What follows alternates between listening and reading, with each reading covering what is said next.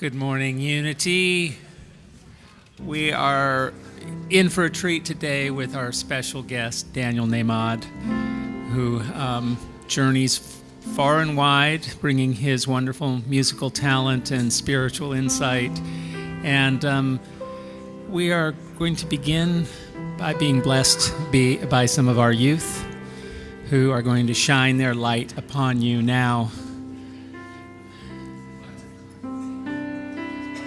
And Daniel is going to be leading them.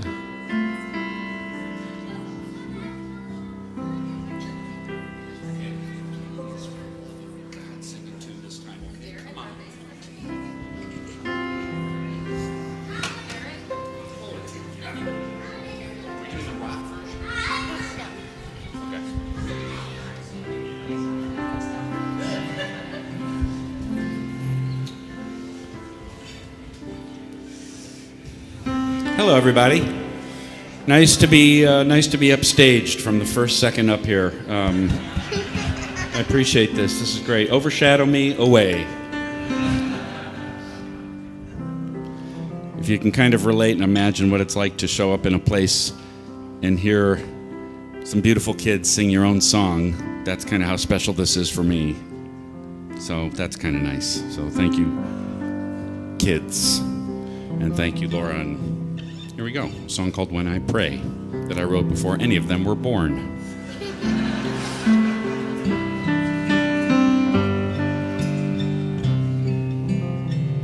When I pray, I feel my heart go deeper, my heart go deeper into my God. When I pray, I feel my heart go deeper, my heart go deeper into my God. Right here, right now, right where I am, I pray. Right here, right now, right where I am, I pray.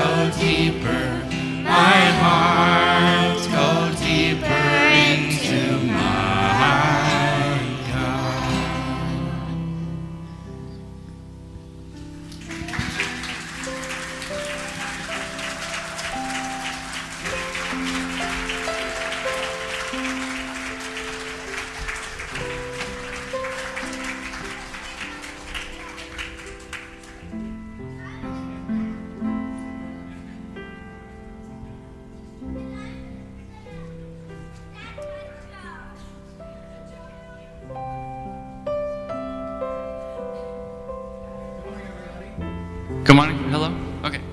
Morning, everybody. Nothing better than hearing the youth sing. Well, that's a blessing in itself. If you would join me in blessing our youth right now. We love you. Yeah. We bless you. And we see the divine light shining within you. Thank you.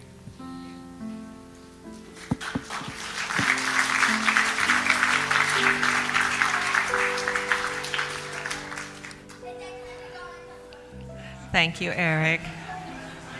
And thank you, children, for blessing us with your presence, your bright, shining faces, the hope of our future. And with that, I want to invite Sean up to light the candle today. Oh. I guess we have a substitute.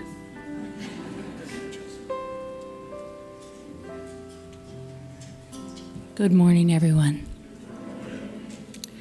The word I have chosen is acceptance. My mom passed away in May, and I was not very happy. And I had to accept it. And that's what I'm learning to do, accept.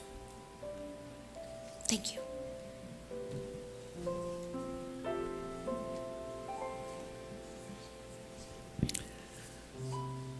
Thank you for sharing your heart with us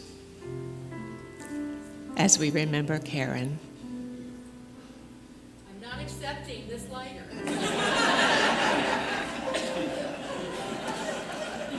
And another substitute. We have matches.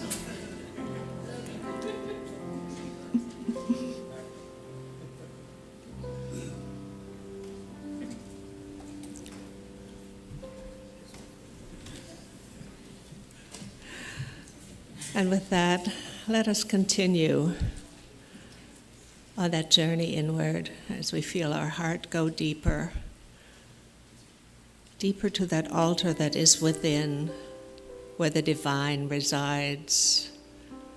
As we bring into our consciousness, into our awareness, our own divinity, our own divine spark that lights us up from within, that reminds us of who we are, like a gem, fine-cut and multifaceted on the level of body, mind, and spirit.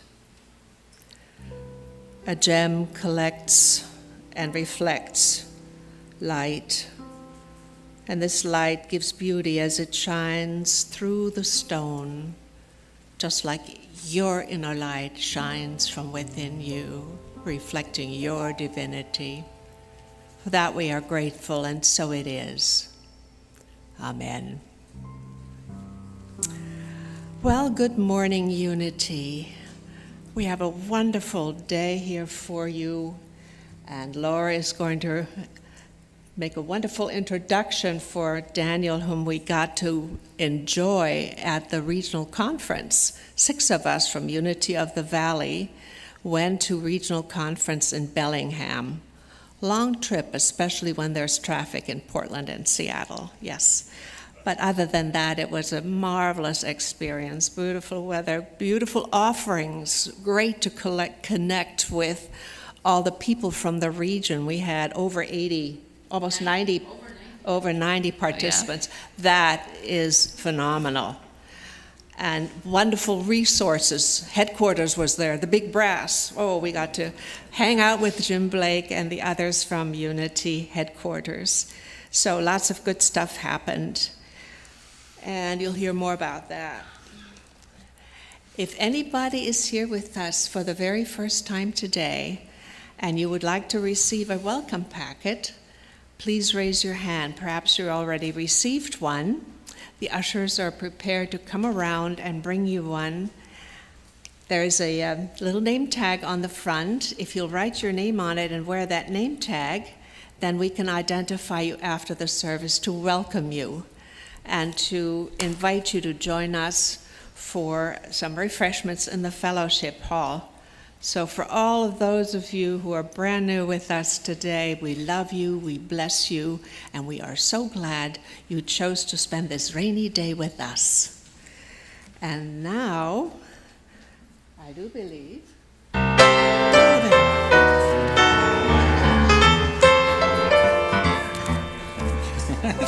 That makes me happy every time. Good morning. Here's a joke for all the mind readers out there.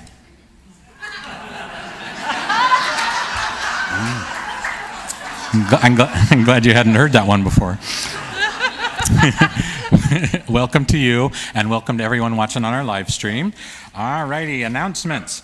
The first one, of course, is please check and make sure your phone is on silent mode or turned off so it doesn't ring during the service.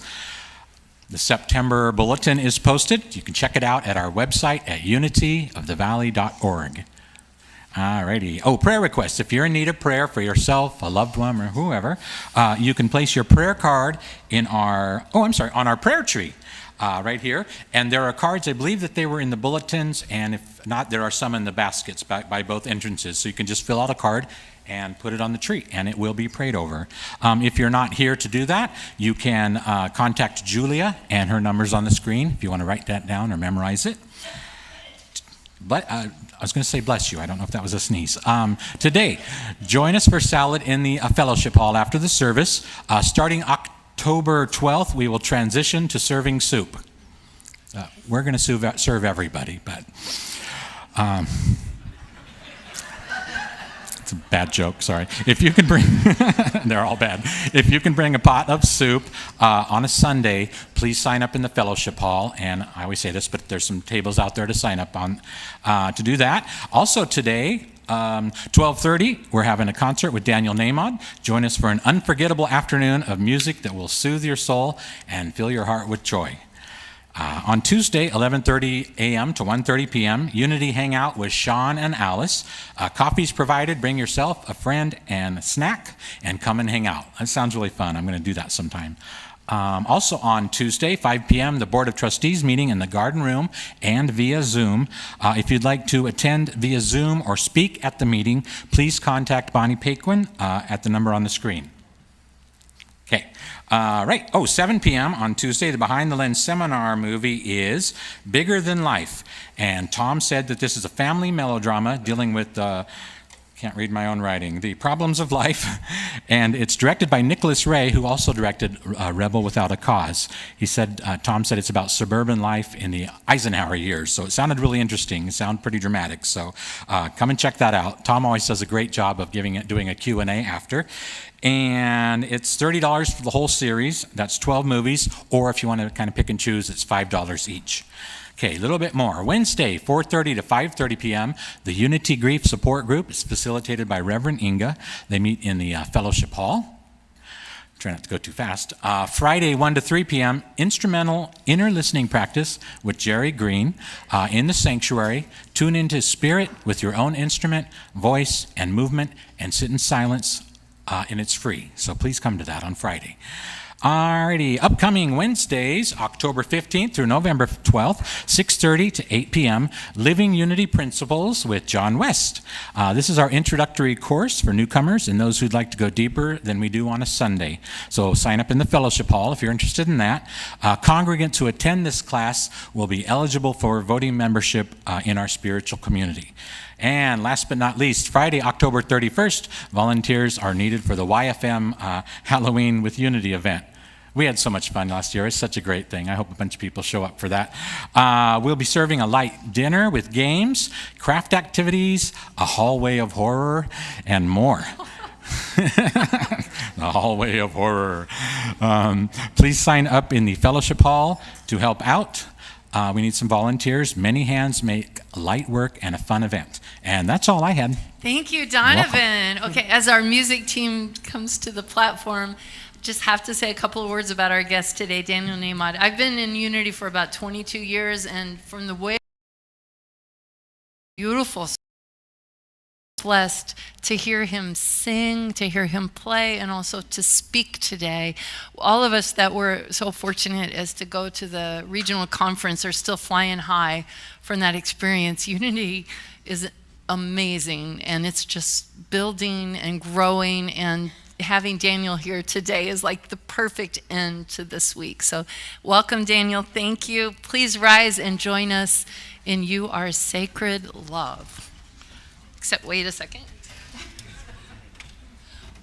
Okay. Okay. Oh, no,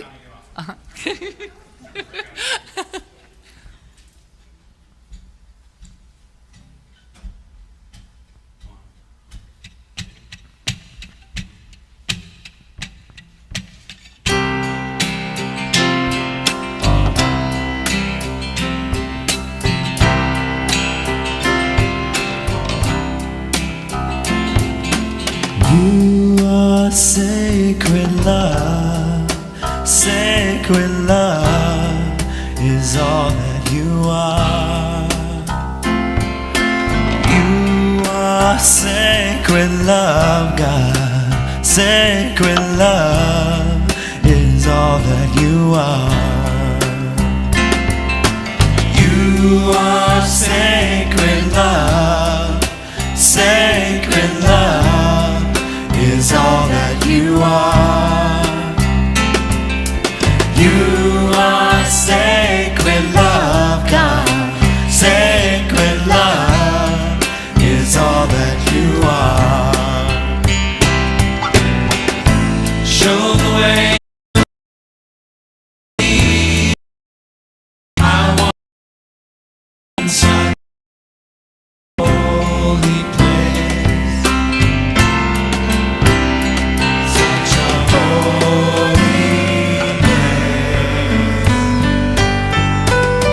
You are blessed peace, blessed peace is all that you are. You are blessed peace, God, blessed peace is all that you are. Show the way, God, show the way. I want to live in such a state of grace. Lead the way, God, lead the way. I want to live in such a holy place, such a holy place. You are deepest joy, deepest joy is all that you are. You are deepest joy, God, deepest joy is all that you are. Show the way, God, show the way. I want to live in such a state of grace. Lead the way, God, lead the way. I want to live in such a holy place. Show the way, God, show the way. I want to live in such a state of grace. Lead the way, God, lead the way. I want to live in such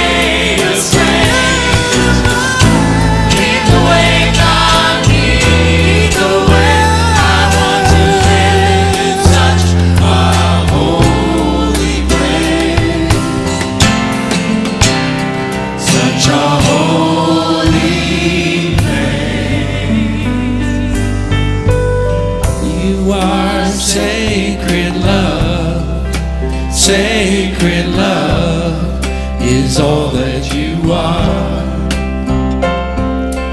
You are sacred love, God. Sacred love is all that you are. Sacred love is all that you are.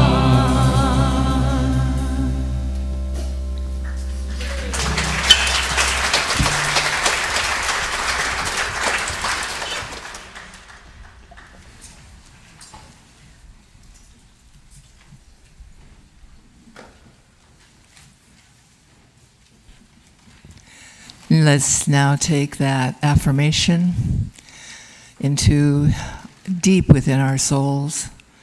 That affirmation that we are sacred love. And as we go into that place, sweet faces nodding in affirmation, and say to ourselves, I am sacred love.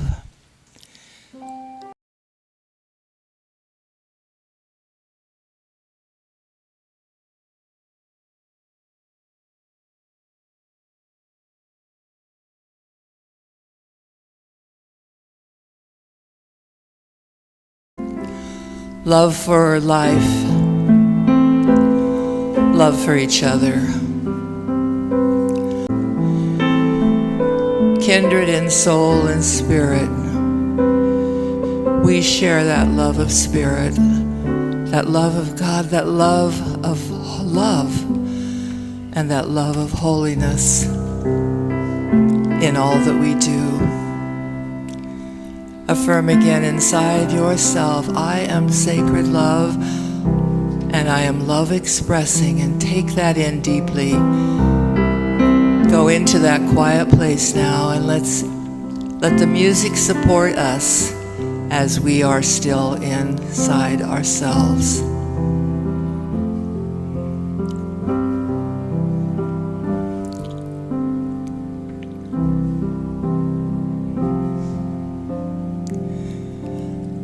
Breathe deeply now. Breathe deeply. Take it in. Take it in. Take it in and let it nourish you. I am sacred love. Help me, sweet spirit, to remember that each day.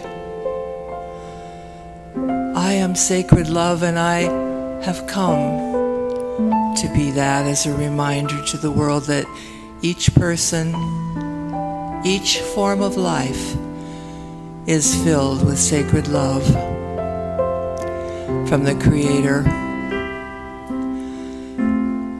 And let that joy flow through your body now. Let that knowing shine forth from your heart. Let it be a part of you every moment of the day. Say to yourself once again, I am sacred love. You are sacred love. Sweet Spirit, you are the love in me. Say it again, I am sacred love. You are sacred love. Sweet Spirit, you are that sacred love in me. And I adore you and that concept, and I adore the life you have given to me. And with that affirmation, we feel peace and joy in our hearts and strength in our bodies, minds, and souls. And we say, Amen. Amen. Thank you.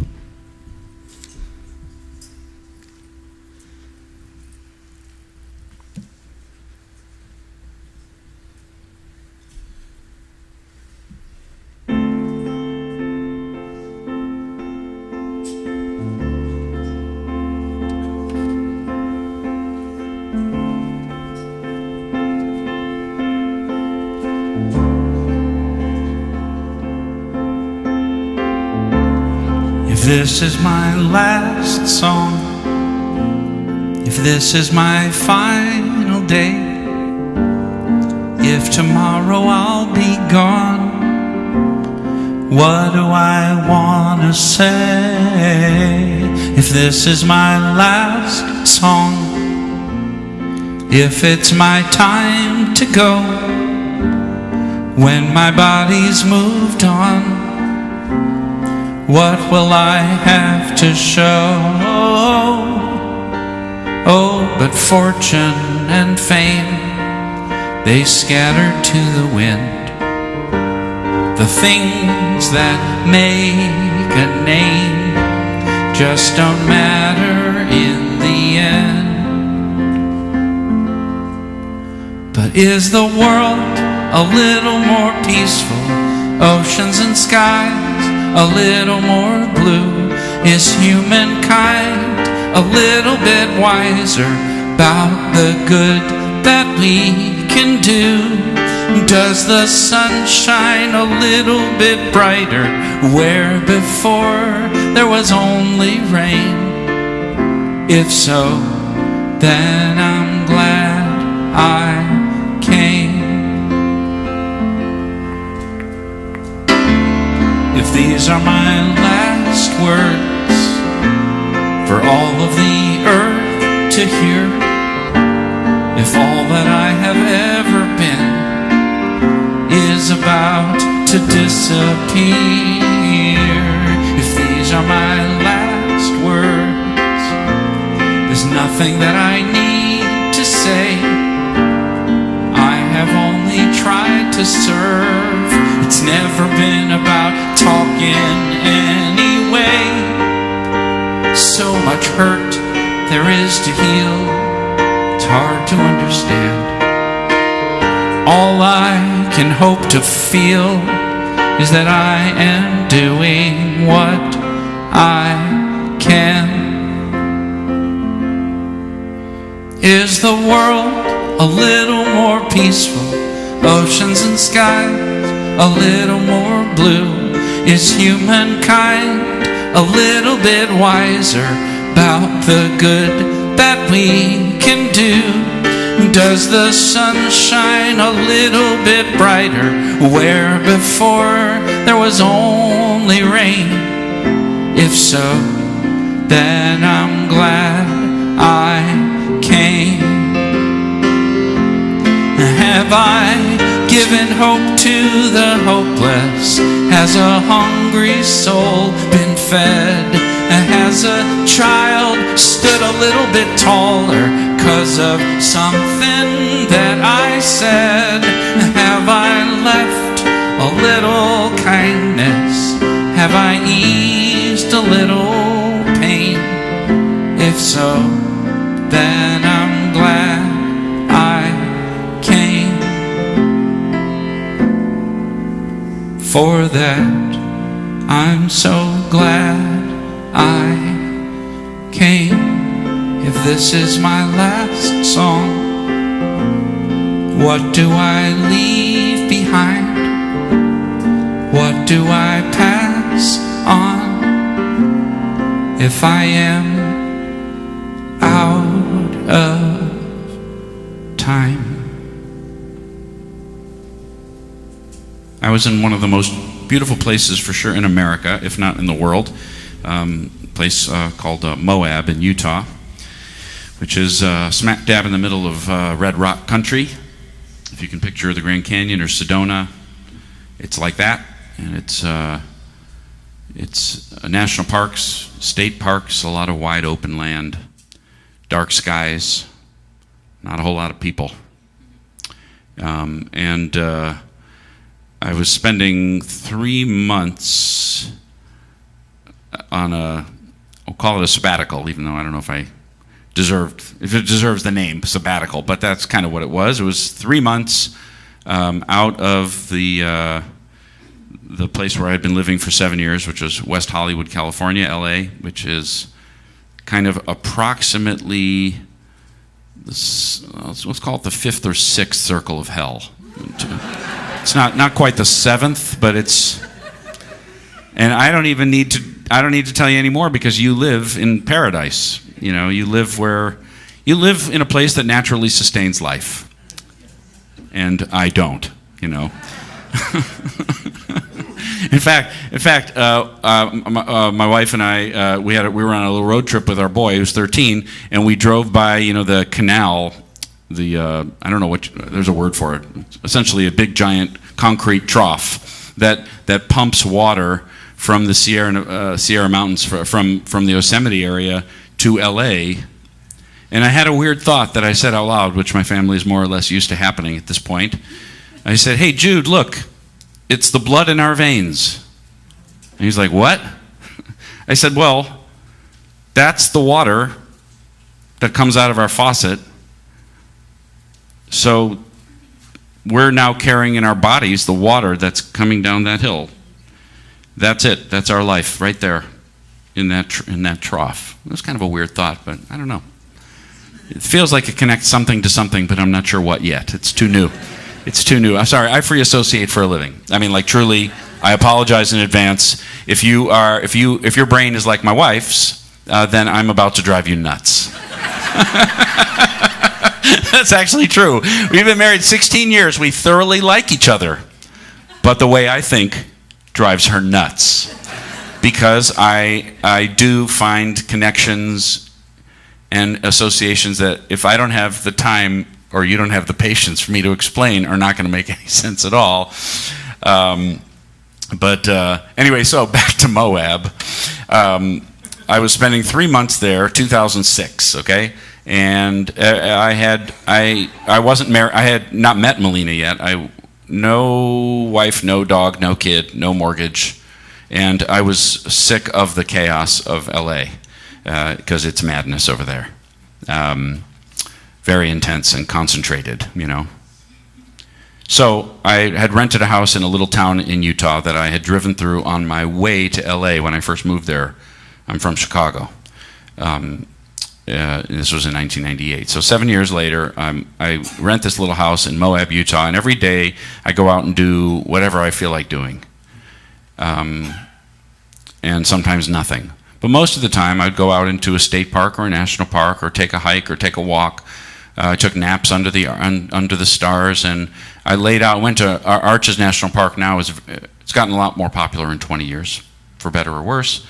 Millions of people go there every year, and for good reason. It's really a special place. When I was there in the winter, January, February, March, there were no people at all. None.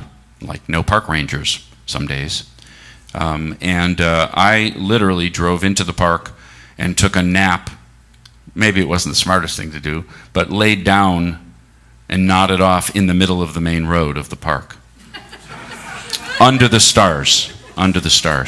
It's cold. It was cold, but not terrible. And I had never seen stars like that. First time I did it, it was just an act of curiosity. I wonder how many stars you can see up there, because it was a dark sky place, like designated that way. Just nothing, no lights on at night around, no people around, and it's a high plateau as well. So I drove into the park at night, like 10 o'clock at night, and waited and closed my eyes for a few minutes, waited till the lights from the car had all gone off, and waited till my eyes had adjusted, and then opened my eyes, laying on my back, looking up at the stars, and just started crying. Never seen anything like it. The Milky Way galaxy right in front of me. And in fact, if you Google, time-lapse images of the Milky Way, they'll have been taken in Utah, in these dark sky places. Exceptional. So I had 3 months that were deeper and quieter than anything I've experienced before or since. You already probably can guess that I don't stop talking a lot. And I also have written thousands of songs, and music is too simple to say that it's like my job. It's just something. People ask me, how long have you been a musician? And the answer is, if you saw me when I was 5 and there was a musician in the room playing, I was as close as I could physically get to the musician to watch his or her hands move on the keys or play the guitar. That's me always, thinking of harmonies and processing. My brain is a pretty efficient musical computer. It just is. I was born that way. And so I'm understanding things and harmonizing with things and processing and analyzing. That's what I do. So quiet is not my natural state. But there was no escaping the quiet there in a literal sense. It was absolute quiet. I tried to convey it to the group at the conference a couple days ago by just asking them to just sit still for a second. And that's not quiet, like I heard. And you guys do have quiet here, I know. But what I'm talking about is no sounds at all. No wind, no planes, no cars. One time in Arches, I heard, ooh, ooh. One owl was brave enough to sit there in the winter. I'm not sure what he was doing. He probably wondered what I was doing. But it was like that. It was really a total silence. And maybe you can relate to this. 7 years in LA, the way I have thought about it since was that my brain, my feelings, the whole thing, I was kind of like a shaken snow globe. You know, the water was very cloudy in my personal snow globe. You know, maybe yours is right now. And it took a week or two for it all to settle, and the water in my personal snow globe got clearer and quieter. And out of that quiet came an awareness of my surroundings and of the beauty of that place, an appreciation for the quiet of it, and some sense of the time scale that I was looking at. That I was looking at not years or decades or centuries or millennia. I was looking at millions and billions of years of rocks and water rising and falling, pooling and draining. As I told the group a couple days ago, it's thought there's geological evidence for somewhere around 1,000 oceans in that place. 1,000 oceans over the course of the 4.5 or so billion years of the Earth.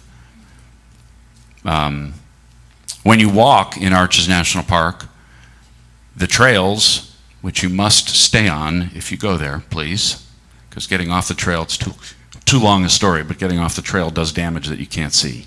But stay on the trails, but when you're walking on red dirt. Except it isn't red dirt. It's red former boulders. Because if you zoom in, like if you have a microscope powerful enough, you look at the little grains of sand that you're walking on, the red sand, they'll look like boulders, you know, to an ant, you know what I mean? Or smaller than an ant. Maybe to a bacteria, they'll look giant, you know. And if you think, okay, so I'm walking on former boulders, because you're looking around and there's a vista, 1,000-foot high red rock cliffs and giant boulders, not the size of this room necessarily, but, pretty big, size of a small house, and they weigh thousands, tens of thousands, hundreds of thousands of pounds, and they're sitting there, and then, because I had time on my hands, I'm sitting looking at a boulder and looking at the dirt that I'm walking on and thinking, how long did it take for that to turn into that? One flake at a time, one drop of water at a time. One drop of water landing in just the right spot that freezes overnight and expands and flakes a little bit of rock off onto the ground that becomes the sand of the trail that I'm now walking on. How long does that take? There is literally, I have no capacity to comprehend that kind of time scale. And then another fun little moment was there's a place in Arches called Balanced Rock. Picture E.T.'s head, on a thin neck, right? Remember his head? It was sort of egg-shaped on a thin neck.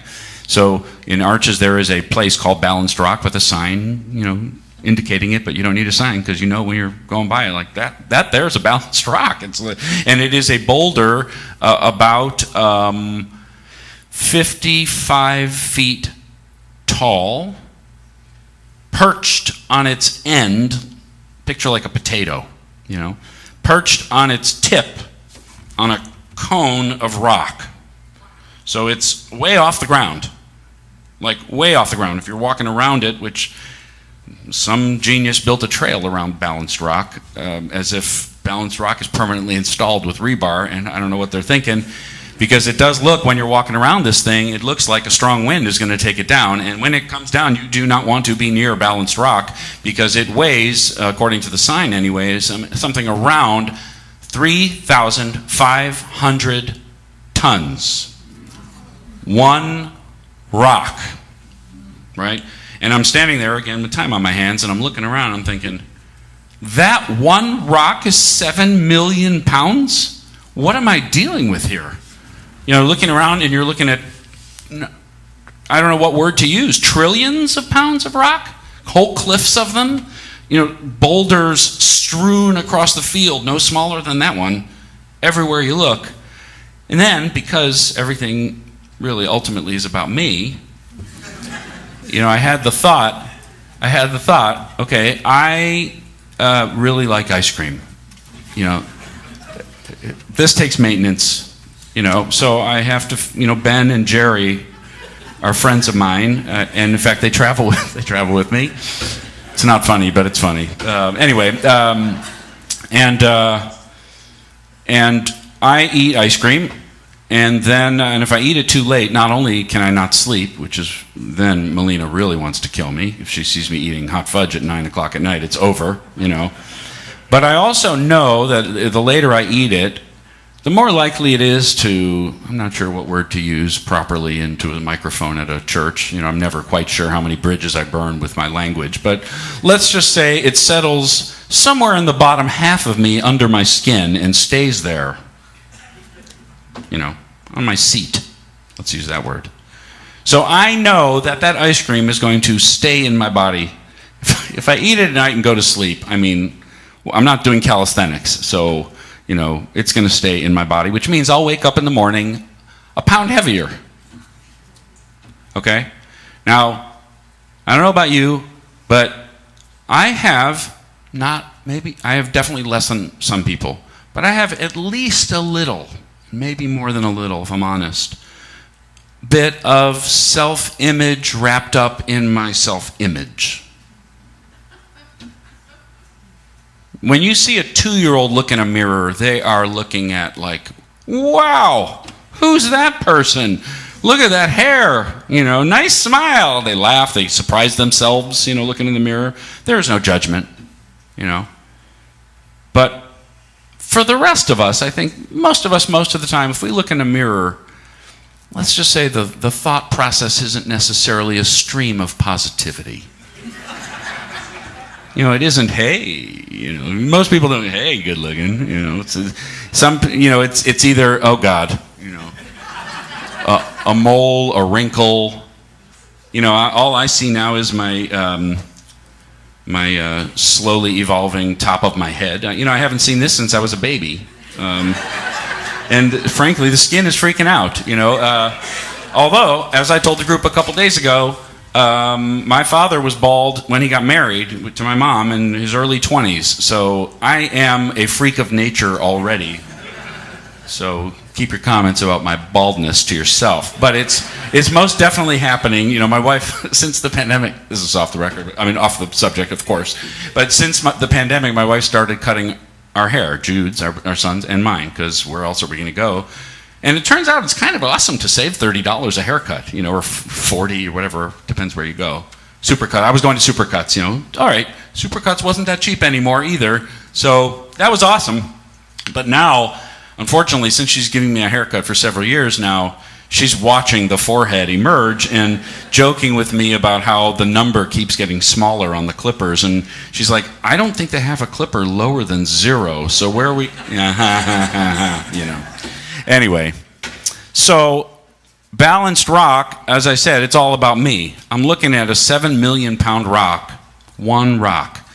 And the thought occurs to me, do I let an extra pound on my body ruin my day?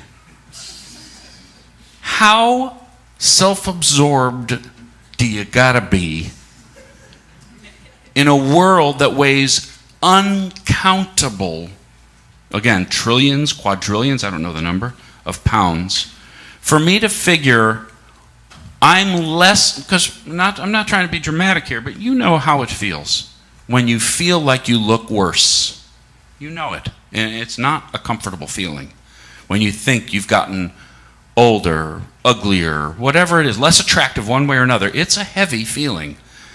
Is it a pound of milk fat from a Ben & Jerry carton? Did you or did I let that literally ruin a day, ruin a party, ruin how you felt about yourself that day? How self-absorbed of me. I'm talking about me. Maybe you never do this, you know. And then I start thinking about my bubby, little Betty, who died at 98, which felt like a good long age. But is it a long age? There are photos in arches of early settlers, we'll call them, people who migrated west and found this amazing place. I'm so glad they didn't build condos there before it was a national park. But they took pictures in front of some of the arches, old pictures, 120-year-old pictures. And they're standing in front of bushes that are still there. So, naturally, somebody with time on his or her hands, studying biology, takes a good long look at those pictures and realizes that they have grown, and I'm not making up the number I remember is an inch in 120 years. Which means, if they calculate backward, which is of course an estimation, but something to it probably, which means the bush in the picture is somewhere between 750 and 1200 years old. So did my little boo-boo live a long life? For a human, I get it. But how seriously am I taking myself? Was the thought. I'm barely here on this earth. If I live to be 98, I'm barely here. This bush wouldn't even notice me. If I set up a tent and lived next to this bush for the next 100 years, I would be a blink in the eye of its life. Much less of this place where the rocks have been rising and falling for hundreds of millions of years. I gain weight, I lose weight, I gain hair, I lose hair. I write a song. It's adorable. It's adorable.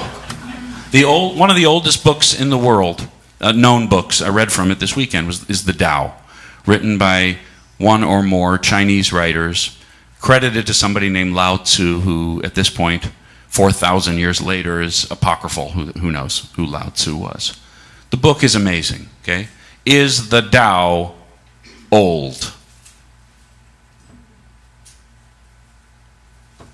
Is 4,000 years old? There are trees in arches that are 3,000 years old. So yeah, it's old. Are the pyramids old? How seriously are we taking ourselves? How permanent do we need to be? How big of an imprint do we actually plan to leave?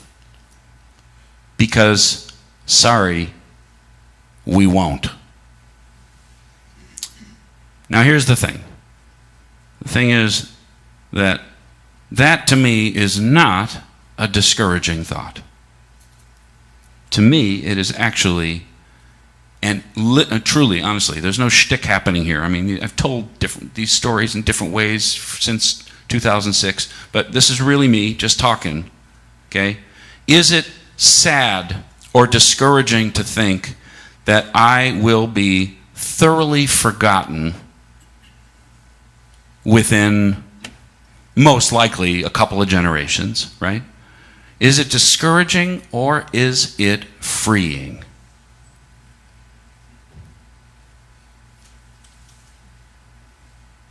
I have my other bubby, my dad's mom lived to 98. I have my mom's glasses. And I still remember how she used to greet us at the door. They were Polish. All three of these grandparents, my Bubby and Zadie on my mom's side, and my grandmother on my dad's side, all Polish. My mom's parents used to have us sleep over, 3 boys. It must have been madness. I mean, we were insane. And it was made no better, by the way, by the fact that we were allowed no sugar in our house. My dad was a health freak. He's 85. He still jogs 4 times a week. And I do not. But my mom's parents, or certainly her mom, picked up on the no sugar tyranny in our house and went the other direction with it as a grandmother. So every time we arrived, however many days the 3 boys were sleeping over, there was a new box of Fruit Loops on the table for us every morning, and that was, I would say it was like Christmas, but we're Jewish. So it was really like Hanukkah every morning, and we ate the entire box, the 3 of us, and I can only imagine what the house was like for like 45 minutes after that, until we all fell asleep. Maybe the nap was the point. Maybe she was banking on us all crashing before noon. But anyway, so I still have her glasses, and I still remember how she'd greet us at the door. She would wipe her mouth. She always wore big frocks. She was a heavy lady, and she was always cooking. And she would greet us at the door, "Here we are!" And I can still hear it. Can you still hear somebody you love who's gone? You still hear their voice? Now, and again, just ask yourself, how many people can still remember that person's voice? A few, right? I am actually, my brothers and I are the only ones. I don't even know I haven't asked my brothers if they still remember Bubby's voice at the door. I still remember it. But I'm the last. So, and she's been gone since 1987. She died of breast cancer in her 70s, right? So, she is now a memory and a pair of glasses. And I have something with her handwriting on it, like her daily journal thing, like a calendar. And I can remember how she greeted us at the door. That's what's left of Rivka Luden. Other than, of course, her children and her grandchildren as a legacy. We are their legacy. But otherwise, she is no longer here. And neither will you and I be. So here's why I find that freeing instead of discouraging.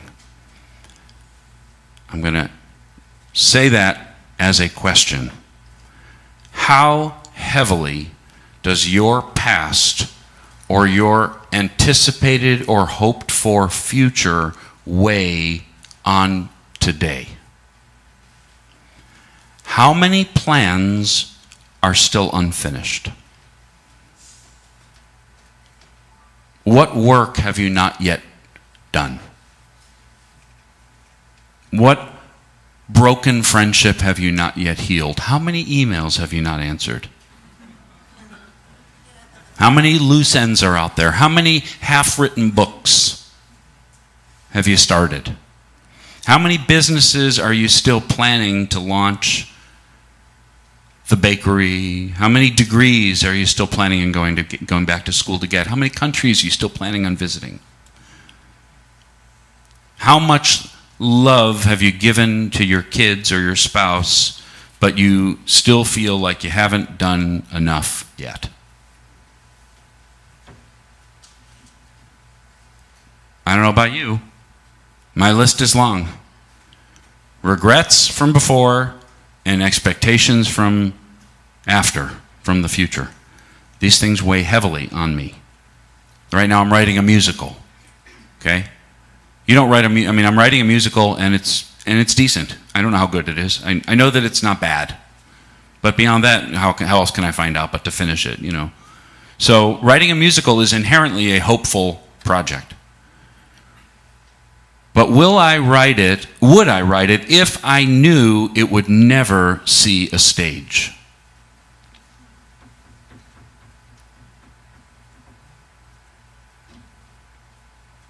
Whose book would you rather read?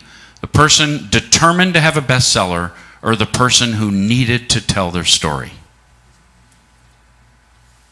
Right? One person is writing it with an eye on the outcome, on the future. One person is writing it because they are compelled to write it. Which date would you rather be on? With somebody who loves to meet new people and eat at restaurants they never ate at before and see movies they wouldn't have otherwise seen? Or the person who is auditioning a future spouse? We know how the latter dates go. They're horrible, right? It's a checklist going on in their head. Oh no, I don't date, accountants. Oh God, a musician. In fact, when I met Melina, her brothers thought that. They're like, Jesus, he's a songwriter? Who's gonna, and I totally respected it. Their father was gone. He died 1 year before I met her, and both of her big brothers, who had always protected Melina, were like, please do not get serious with a singer-songwriter. What prospects could he possibly have? Very old-fashioned, but I respect, and she supported herself just fine, but I still respected it. So how much does the future weigh on you? How much does how other people think of you or what they'll say of you when you're gone weigh on how you act today? Are you determined, unconsciously even, to be thought of after you're gone as a nice person? And how much does that pressure you today to be to not be something other than a nice person, even when you've got the instinct to let somebody have it, or to draw a line, or to establish a boundary, or to lose your temper, or to end a relationship that doesn't work for you? How heavily does the past and the future weigh on you? Well, what if the past and the future really made no difference at all? What if you knew you weren't going to be there? And what if you knew you weren't going to be remembered? What if you knew that no matter what you did, it would fade into a very beautiful oblivion? Guaranteed. Does that free you at all today to do something a little bolder?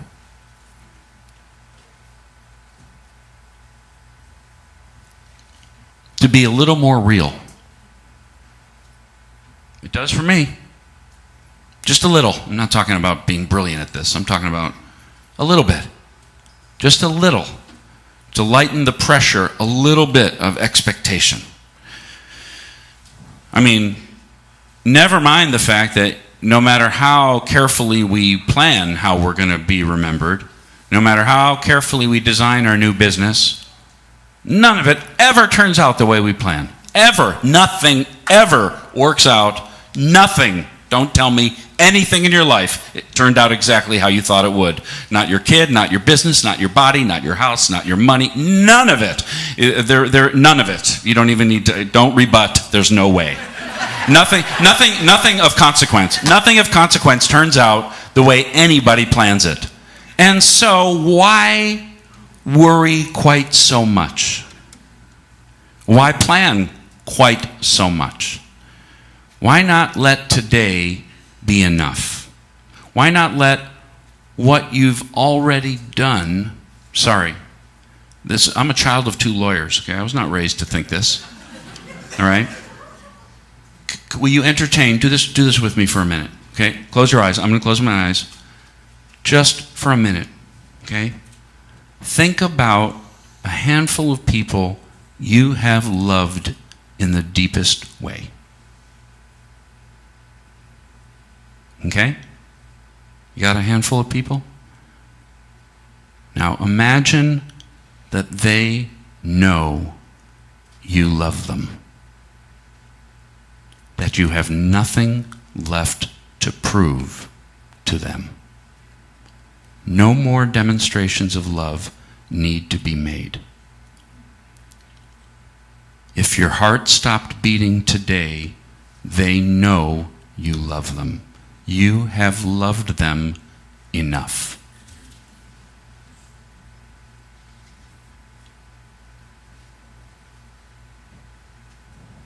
Okay, now, keep your eyes closed again if you're up for it. Now consider a couple of your finest achievements. Things you're most proud of. You won a marathon when you were 20, you got a promotion, you started a business, you built your own boat, I don't know what. Whatever it is that you're most proud of. Okay? Now, as best you can, imagine that the slate of future achievements is wiped away. There are none. Now imagine that what you have already done is enough.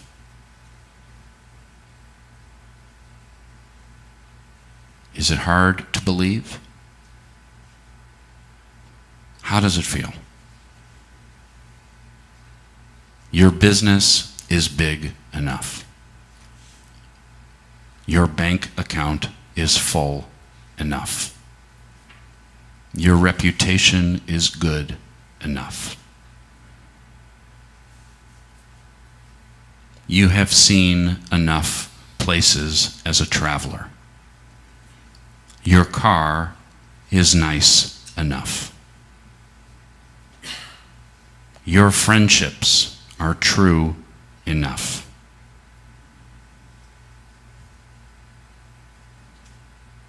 Your marriage is good enough. Is it hard to believe? If it were true, if you're entertaining the possibility even a little bit, how does that change how you act today? If you now have nothing left to do or prove, can you relax a little more? Can you breathe a little deeper? Can you do something you enjoy instead of something you feel obligated to do, pressured to do, expected to do? If you have nothing left to earn, can you follow a passion and a joy instead? What if you already are enough?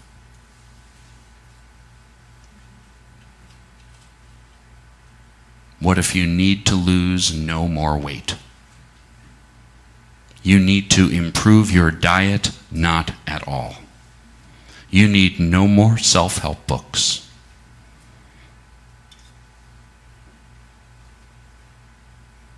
You are enough. You've done enough, earned enough, made enough, built enough, loved enough.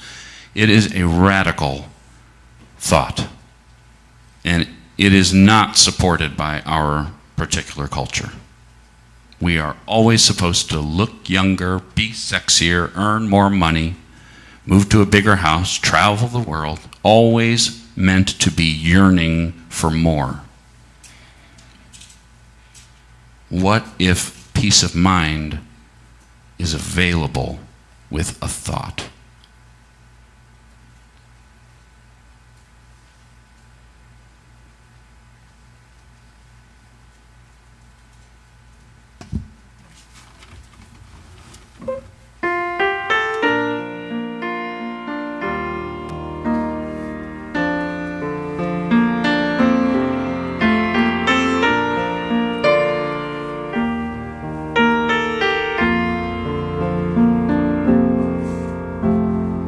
What do I do if I'm not chasing anything? What do I do if I've got everything that I need? It's a question that no one's prepared me to answer. Where do I go if I'm right where I'm supposed to be? Where do I go if wherever I am home? It's a mystery. No one can give me an answer. If the usual way doesn't work anymore, if there's no map for what life has in store, what if the race is over and we all automatically win? What if the game is ended long before it even begins? What if the test has been taken and we're all passing again and again. If the race is over, what then? What do I say if it's all perfect anyway? What do I say if I'm not here to change anyone? It's a question I truly don't know how to answer. How do I live if my life is eternity? How do I live if I'm no longer afraid to die? It's a mystery. No one can give me an answer. If the usual way doesn't work for me now, oh, that's a void I know nothing about. What if the race is over and we all automatically win? What if the game is ended long before it even begins? What if the test has been taken and we're all passing again and again? If the race is over, what then?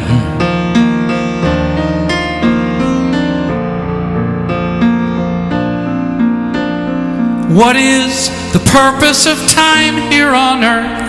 How do I now define my death and birth? For that matter, what is my life really worth in the end? What's mine to give and what's mine to receive? Whom do I worship? What do I believe? It seems every answer comes right back to me in the end.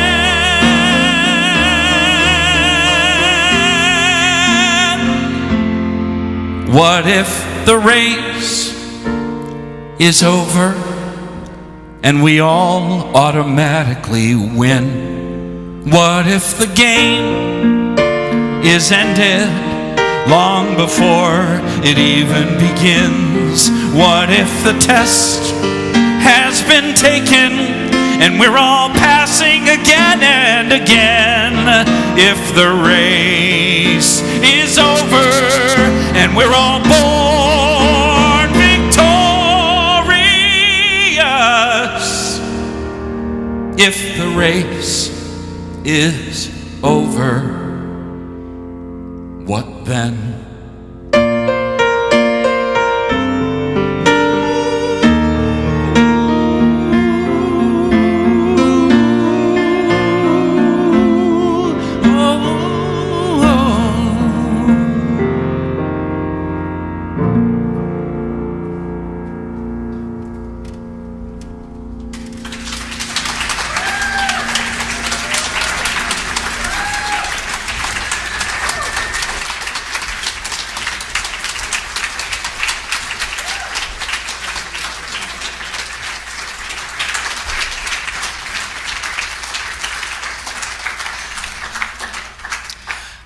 Daniel, thank you for inviting us all to step into a deeper level of freedom. You brought back memories of my grandma. We didn't have sugary cereals in my household, but when I would go to her house, she had that sacred box of sugar pops up there. Pure sugar. Yeah. Which is the same as love. Yeah, and I have given up my guilt for that. Thanks to you. So anyway, so this is a time we can gather our gifts in support of this spiritual community.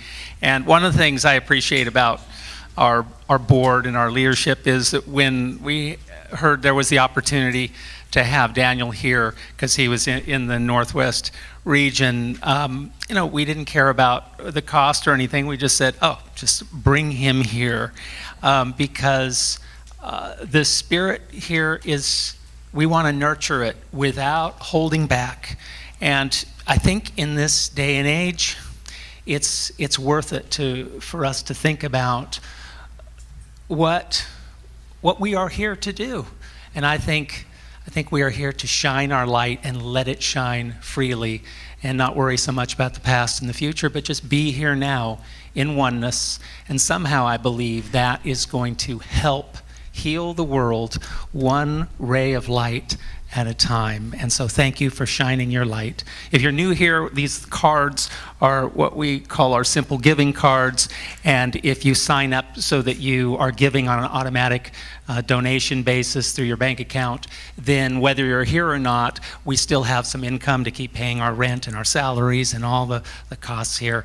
And so that's what these are for.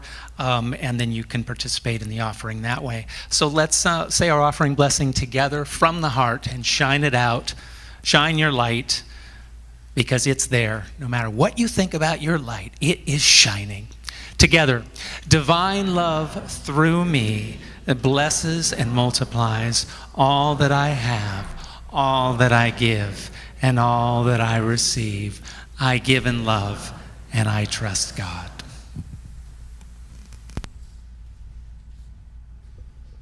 All right, one more song for the service here. Thank you for having me. Thank you for the warm welcome. I appreciate it.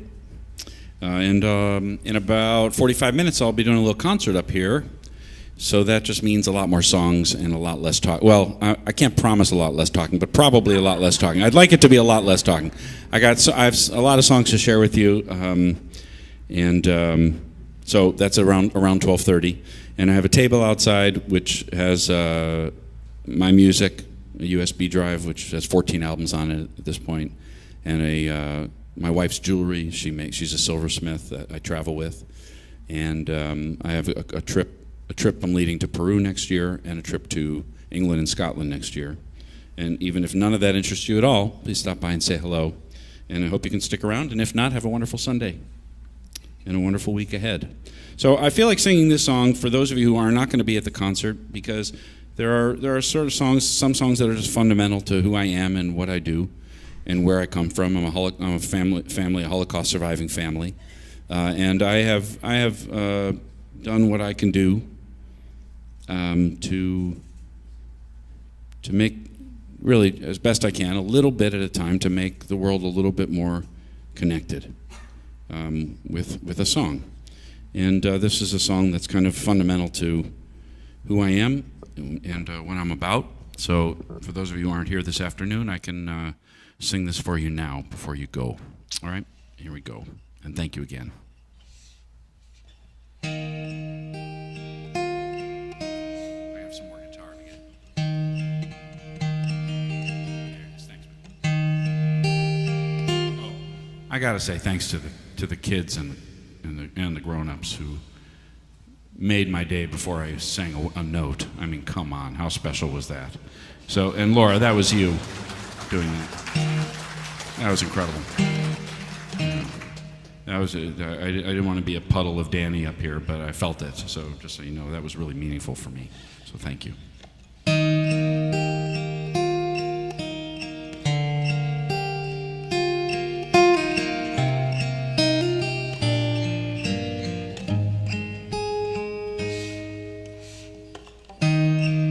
There's one power, invisible,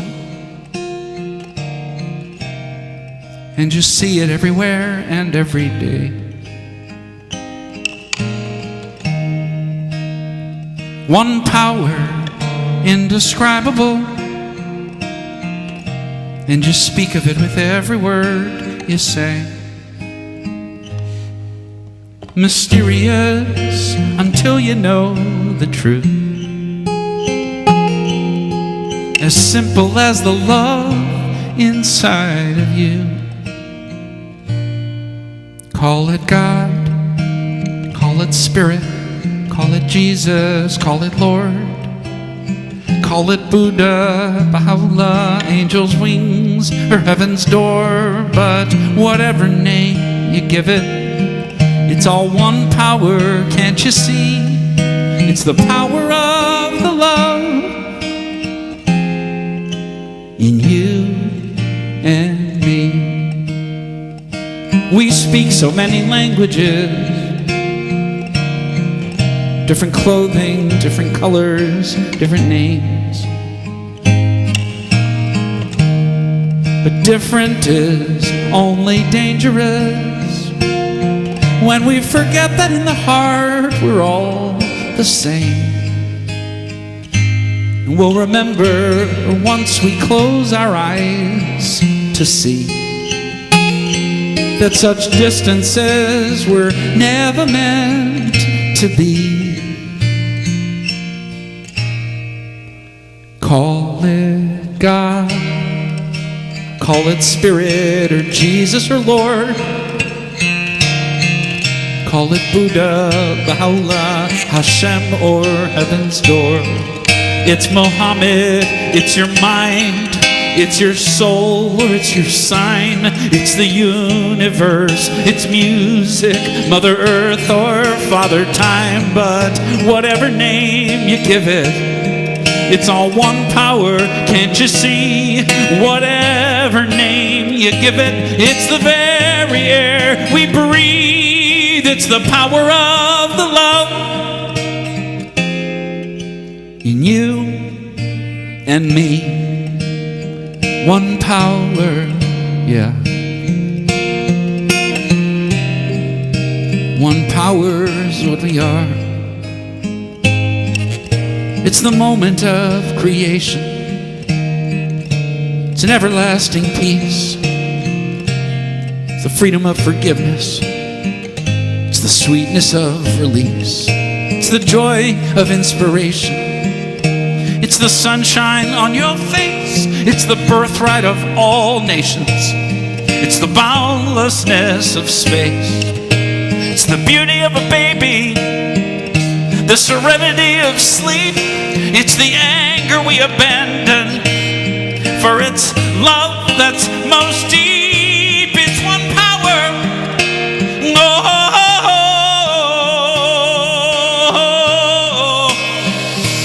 what we are is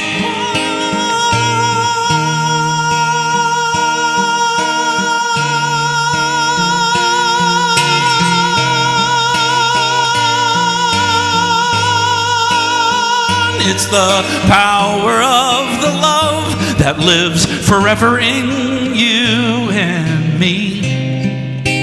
It's the power of the love in you and me.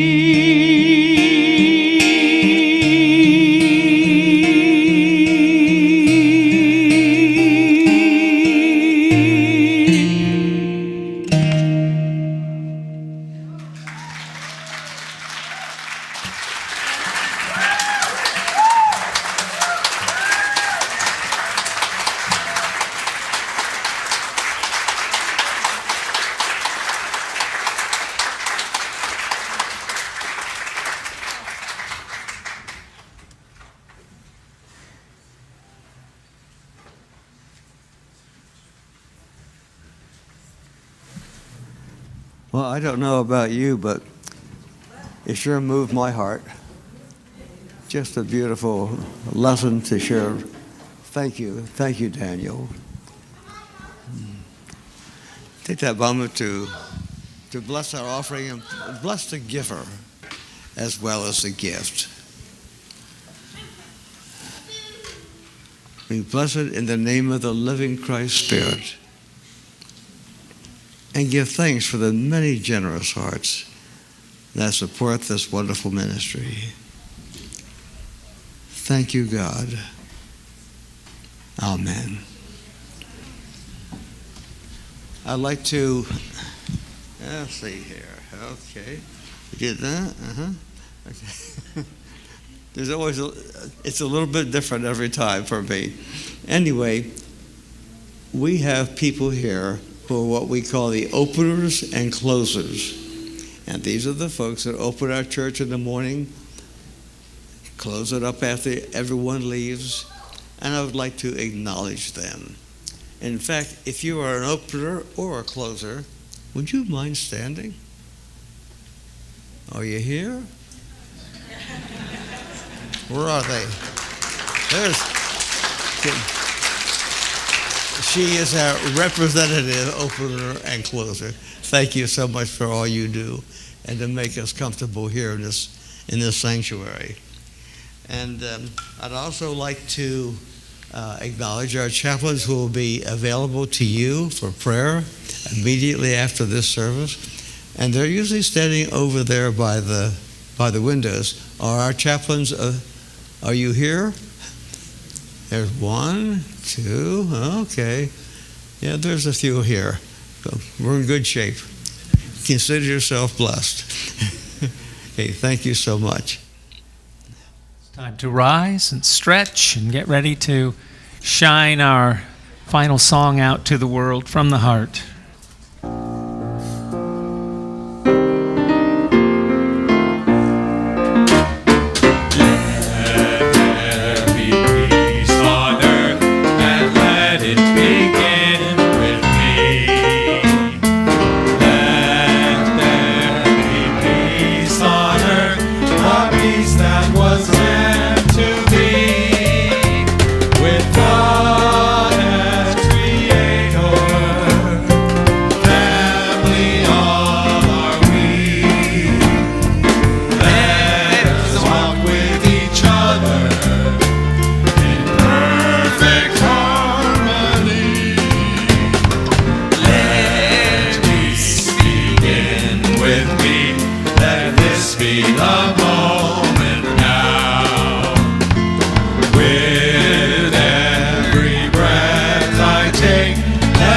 Be my joyous vow to take each moment and live each moment with peace eternally.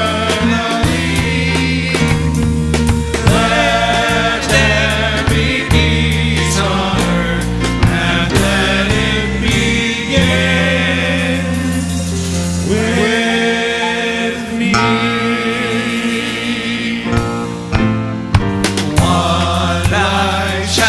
Through us, one love enfolds us, one power protects us, one presence holds us forever and ever,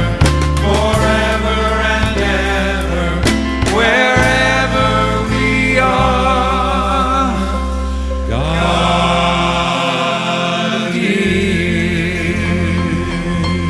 See you back here around 12:30 for this great concert.